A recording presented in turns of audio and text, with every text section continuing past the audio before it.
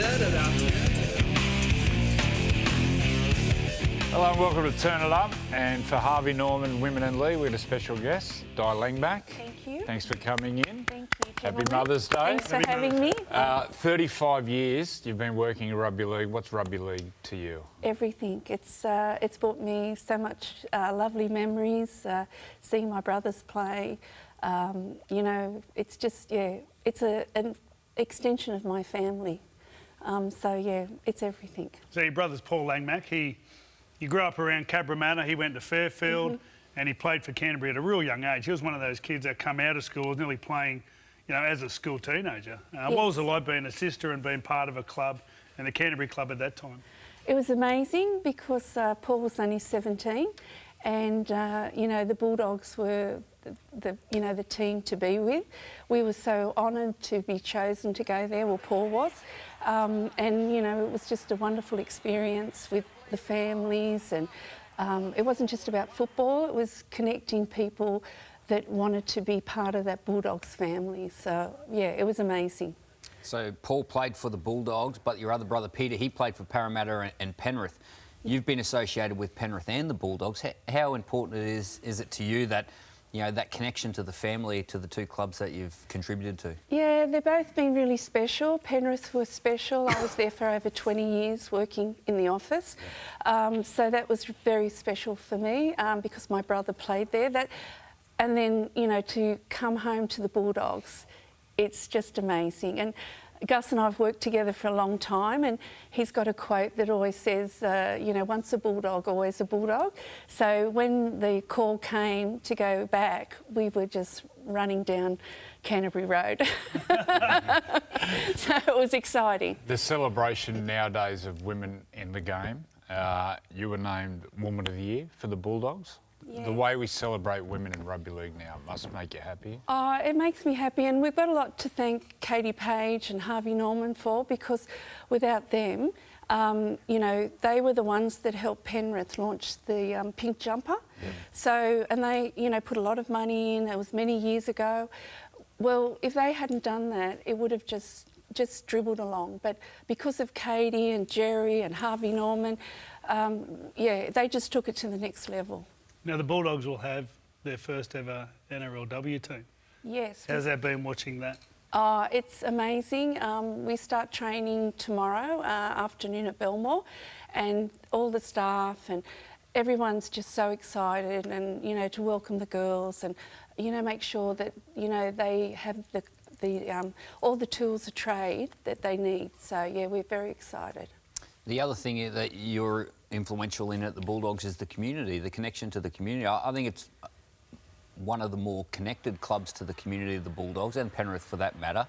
How important is that?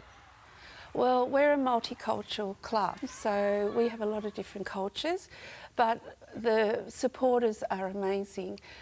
We do a lot of wonderful things with the community, and whenever we put the call of arms out to support something we want to do, like the IFTA dinner, everyone gets behind it. So we are blessed. The supporters are amazing out there. They're just, yeah, they're the next level. Now, you've been around some great leaders. The two at your club at the moment is Cameron Ciraldo and Stephen Crichton. Can you just touch on them two players? You've seen a lot of coaches and captains around. Can you just talk about them two for a bit? Yeah, well, it's like chalk and cheese. You've got Gus, you know, who's, you know, sort of directing traffic, and then Cam's come in, and they just work so well together. It's like a father-son relationship. They, you know, they talk together and work out things, and they've always got each other's back, which I love. And, you know, we had that connection at Penrith. We work together, so we all know each other very well. They're just good quality people, you know, and they want the people that are coming through for the next generation to learn off all of us, so that we leave a really good legacy for everyone. You've seen the Bulldogs be successful back when your brother was playing for them. You were down in Canberra yesterday. Is there a similar feel? Is there something exciting happening at the club? Yeah, it's like the Dogs of War are back. It's electric. You know? And the entertainers. Yeah, the entertainers. And Cam, you know, he's such a good coach. You know, whatever he did at half time, it made the boys realise that they had to go to the next level, recoup, and, you know, do it not just for themselves, for their families, for the community. That's what football's all about. It's about giving back to the community, to their families. They're in a short career and, you know, they've got to realise that it doesn't take long and it's all over. I know with Langers, he had 17 years, he played over 300 games. I never thought it was ever going to end. The magic, it was so magical. We went to England together. We went on the Australian tour together. Like those memories, you cannot buy those memories. I'll always be very grateful for Langer's talent. You've had a close association with Phil Gould, and probably other than Gus's family, he doesn't trust anyone other than yourself. How did you get that relationship with Gus, and how does that trust work between you two? Well, when I was at Penrith and Gus came as the GM, he asked me did I want to be his EA, and I rang Langers and I said, Langers, you know, I only know Gus from a distance, and he said a bit of advice, the guy's a genius, he'll always know what's happening, he'll ask you a question, he'll have the answer. Whenever you go to a meeting, you absorb the meeting, but you never repeat it, only to Gus. And they're the rules of trade that I've used. And, you know, Gus has been a very good supporter of myself and my family. I can't repay him for what he's done.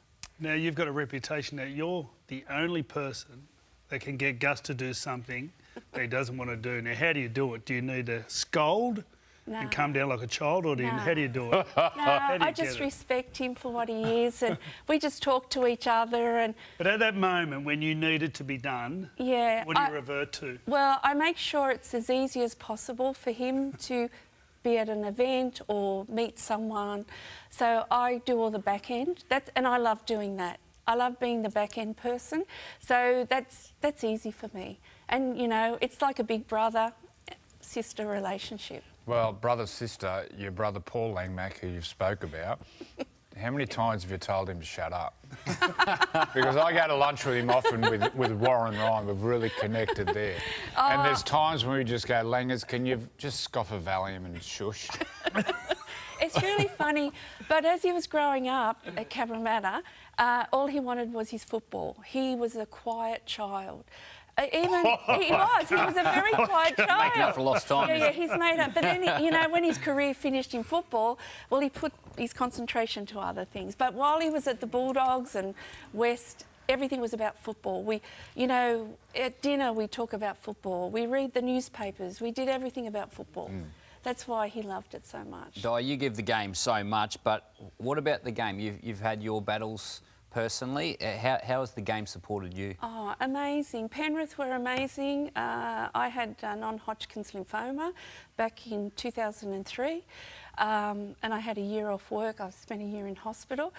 Penrith were amazing. Then I had breast cancer, and then a year ago I just had bone cancer, which, touch wood, thanks to, you know, Professor Beath at Lifehouse and the team and Sanjay Warrior, I'm in the clear. So, you know, I've got to be monitored.